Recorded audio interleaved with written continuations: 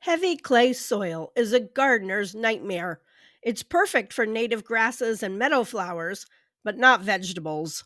Many vegetables originated in places with deep, loamy soil and don't naturally take to clay. So we have three basic soil types: sand, silt, and clay. This is the soil's texture. Each has its pros and cons. You can tell by the diagram that the clay soil particles are very close together. Clay soil restricts good water and airflow so that it tends to be either waterlogged or hard as a brick. Hey, I'm Amy. If you are new here, I talk about organic gardening and wildlife. You can check out my books in the description. I was shocked to see all the red and orange, which indicates 80 to 100% clay soil. I grew up in Kentucky and have spent the majority of my adult life gardening in Zone 6. I knew clay soil was an Appalachian thing, but I did not realize what a large portion of the country has heavy soils. How do you know if you have clay soil? Clay soil clumps together. If you can take your soil and mold it like Play Doh, well, then it has a high clay content. After all, artists have been using clay to create things for a long time. So, this is just a generic soil profile. It shows us the soil's structure. The section with the A, that's what we are focusing on. Amending our soil to have that soil level be as deep and rich as possible. So here's the bad news. This is not a quick fix. I don't care what anyone tells you. You will always be working on your garden soil. But here is, in my opinion, the best and most efficient ways to improve heavy clay soil. The best thing you can do is start spreading lots of compost. We want to start building passageways between all those tightly joined clay minerals to allow air and water to move more freely. If you are getting compost or manure from a farm or stable, or making your own, go for ones that are using straw bedding. Straw in compost is going to help it be light.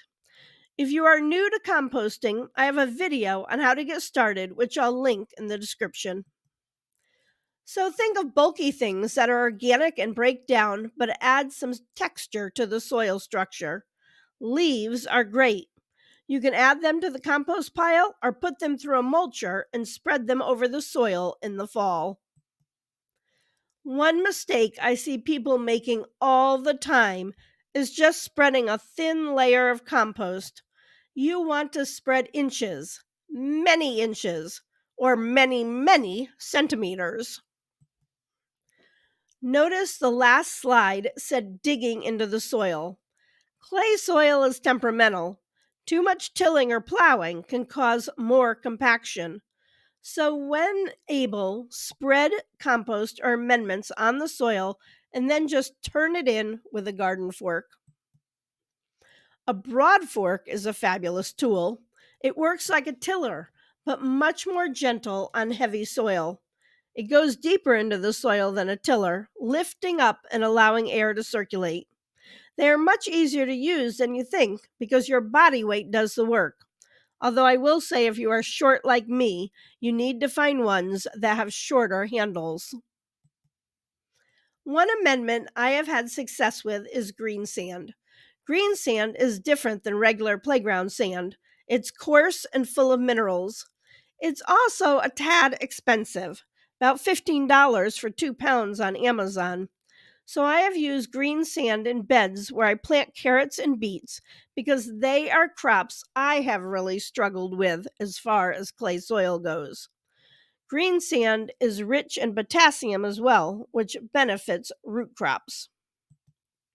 Comfrey is a fabulous plant to grow to break up clay. The roots are very long and bring up nutrients from the subsoil. It is a perennial and spreads, so I typically put it with perennial herbs as a companion plant.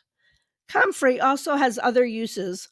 I add it to my compost and I've fed the smaller spring leaves to goats and rabbits for a healthy treat. Use cover crops. I love buckwheat for a good green manure crop because it adds lots of bulk. Both winter wheat and winter rye make great crops to till in after the harvest to add tilth and nutrients to the soil. If you have a container garden, then making small batches of the perfect soil is easy, but it can get expensive. So I typically add in about 1/3 of garden soil.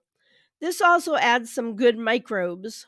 Then I use potting soil and typically add some perlite to improve the texture. Please give this video a thumbs up.